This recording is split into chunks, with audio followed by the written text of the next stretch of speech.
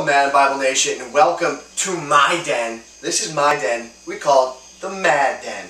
Now, this is show number 3. We're going to kick it off a little bit differently than what we've been used to over the past few shows. As you can notice, to my right, your left, we have Madden set up here.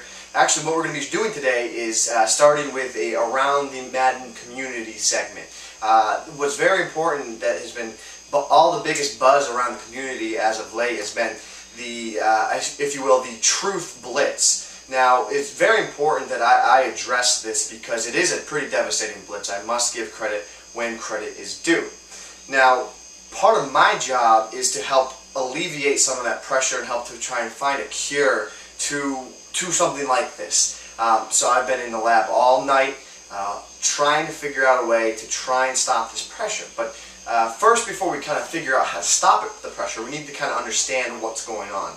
Now, when the blitz is actually coming, what's happening is because the blitzer, the manual blitzer, that's a very important note, we'll get into that later, but because the blitzer is a manual rush and he's in a quarterback spy, the offensive lineman actually doesn't engage with him as he comes through the line. This is very important because really anything we do doesn't pick up the pressure. It's quite frustrating. Hopefully, when I get in the lab more in the coming days, I will be able to find the absolute 100% cure to this problem. But for the time being, we found a pretty effective alternative to alleviate some of that pressure and to give you a fighting chance if you come across this. Because let me tell you, you will come across this. If you go to a Madden tournament, you're going to see this blitz. You're going to go to the GameStop tournament, you're going to see this blitz. No doubt about it. It's part of the game. Unless they patch it, then you're going to have to deal with this all season. So let's first start out explaining how we are going to go about attacking this type of pressure. Now, general football knowledge tells you whenever the blitz is coming, you always throw to where the pressure is coming. So the big weakness of this defense is that the blitzer, where the pressure is coming from, is controlled by a user. So your opponent you're playing is actually going to be crippled in the fact that they can't make any other adjustments when they're bringing the pressure. So what we're going to want to focus on is trying to, number one, pick up the pressure with some blockers, but also make sure we throw to wherever the blitz is coming from.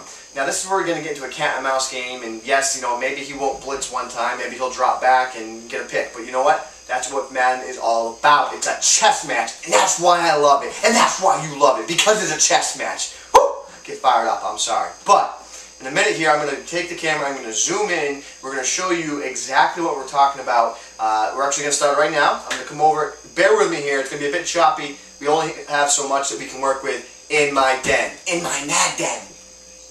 So let's do this. And here we are. We're going to bring it over to the TV. As you can see, I set up what we call the Truth Blitz. Now, this offensive lineman, and this offensive lineman are all being engaged by the 3 down linemen of the defense. This A-gap, this A-gap defender is actually on a quarterback spy, and he's actually being controlled by my opponent. Now, what happens is the offensive line will actually not pick up any of the pressure, and you'll see the pressure here. 1 second. You'll see the pressure coming through. For whatever reason, they just don't pick up the pressure. What do I do though? I dump off to where the pressure is coming from. I have daylight to run there. For whatever reason, I stalled and I didn't pick up yards. But it's very important. It's the principle behind what we're showing you here. You know what? There's no doubt about it. We must give credit when credit is due. I already said that, but this is great pressure, but we learn from what our opponent is doing, and it's a cat and mouse game, and here it is again. The pressure is coming from the left A-gap, so what do we need to do? We need to throw at the pressure. It's a quick streak to the halfback out of the backfield. We're going to pick up 4 to 4, maybe 5, 6, 7, 8 yards every time off that. So again, one more time, we'll show you a different camera angle on that. It's very simple. You always want to throw, oh boy, you always want to throw to where the pressure is coming from. It's no different this year, it's no different last year. It's always the same. So again, here's a different angle. Here's the pressure. There's the pass. As you can see, the quarterback got laid out, but what's important is look at all that green, luscious grass on the other side. It's beautiful. So that's how we're going to want to combat this early on in the season. As things develop later on, we're going to get into it more. I promise you, I will be in the lab all day and all night until I can find an adequate cure to this. Let's get back to the show, though. Very important we get back to the show. And I'll set the camera back up. Just want to make sure everyone's aware. Tonight's show, we have to put a warning up because there is no lifeguard on duty today. So as I said, there is no lifeguard on duty. And excuse the moment of silence. Anyways, I hope that is going to help some of you guys at home out there that have been struggling with this. Maybe you faced it, maybe you played in a recent tournament, a home tournament, a league game. If you've seen this, start using that principle. Throw the pressure. And don't stop there, please. Use it against any type of blitz you're going to see. Throw where the pressure is coming from. Why? Because if the pressure is coming from a spot, there's vacant land directly behind that pressure. Alright.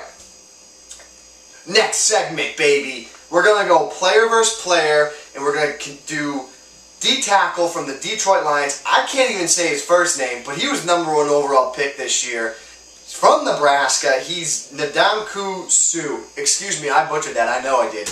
But we're going to look at him. We're going to compare him to Albert Haynesworth of the Washington Redskins. Now, Suh has an 85 overall, a 71 speed, which is a really good rating for a big boy, a big D tackle. 85 acceleration, which is important to get off the block. He's got 95 strength, so he can buckle down in the trenches, which is really important.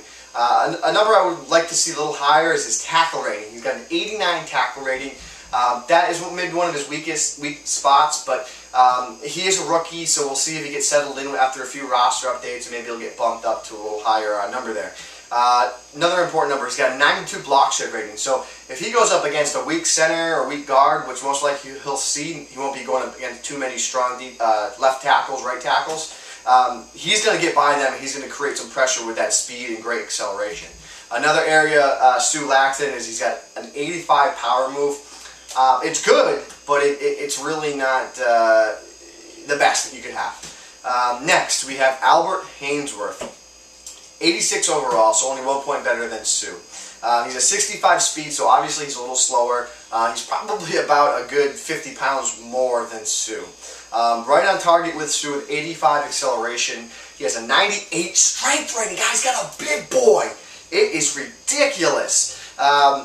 Tackle, 93 tackle rating, which is, we were touching base about Suh. That tackle rating is really important because it's going to allow him to really clog up the hole, take down the ball carrier, really not get any positive yards in the running game.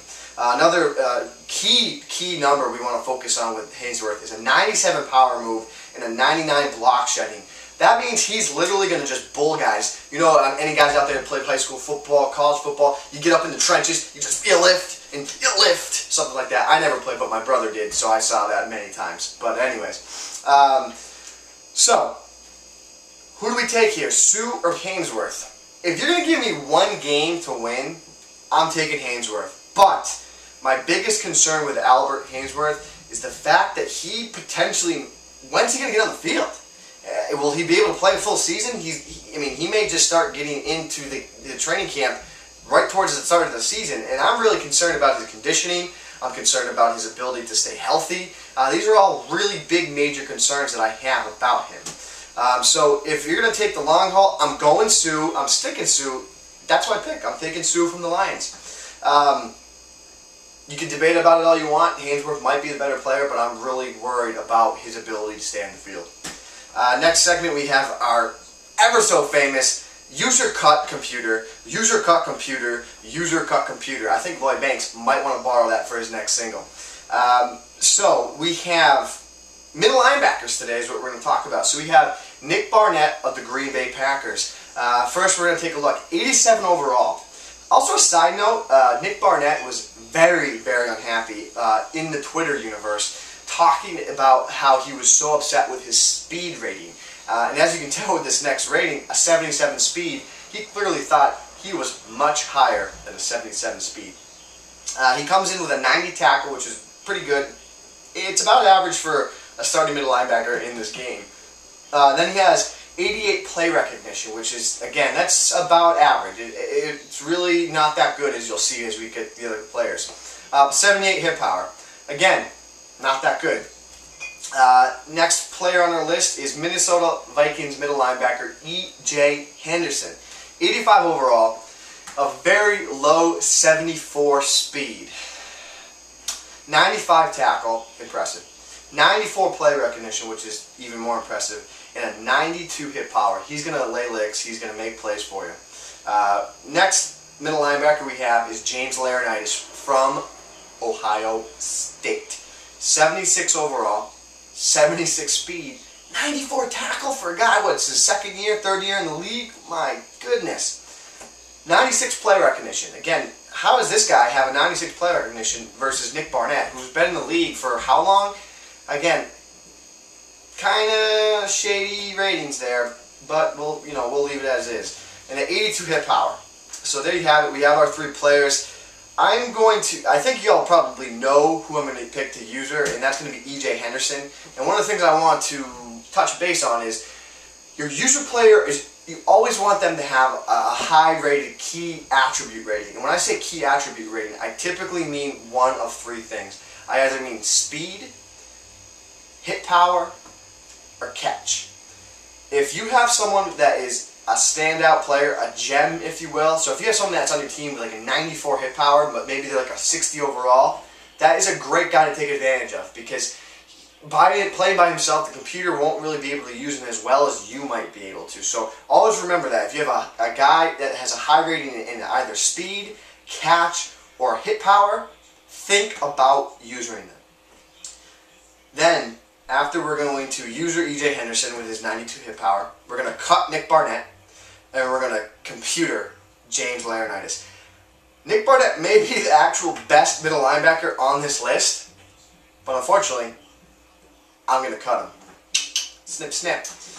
Alright, so, a new segment for tonight's show, a new arena. Maybe do it every show, I'm not really sure, but it's called the Sleeper Spotlight.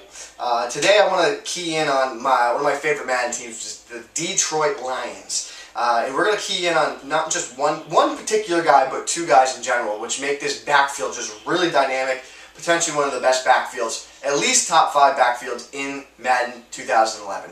The Detroit Lions have an Aaron Brown, 67 overall, with 95 speed, 94 acceleration, and 77 catch. You do not find that as a third-string halfback. You just don't. Next, we have Javad Best with a 95 speed, 75 overall, 94 acceleration, and a 71 catch. These two guys are potentially the biggest sleepers in the game. Javad Best, people know about him, but mix that in with Aaron Brown, and you have a dynamic backfield that people are going to have fit to stop all day long. Mix that in with Matty Stafford going deep to Calvin Johnson, Megatron. Oh my goodness, Heartache City. That's what we're causing here with that backfield. Tonight we're going to just do one more segment. We're going to do one mailbag question. We're going to take a look. I already have it here. We're going to take a look at my handy dandy. And here we are. The question comes from I'ma Be Me 4. I'ma be for what? Before you, before me, something like that. But I'ma be for questions. What and how do we use the D-pad to hot route? That is actually a good question, because there are a lot of different combinations. We kind of talked about it yesterday in yesterday's segment. But I do want to know, on the forums, in Madden Bible forums, I did post instructions to every single combination that you can use with the D-pad. I would recommend going there. There's way too many to cover right here, right now. So I'd recommend going there, check it out. You'll be able to scope it out, get familiar with it. The best thing I can say is just to practice, because it's really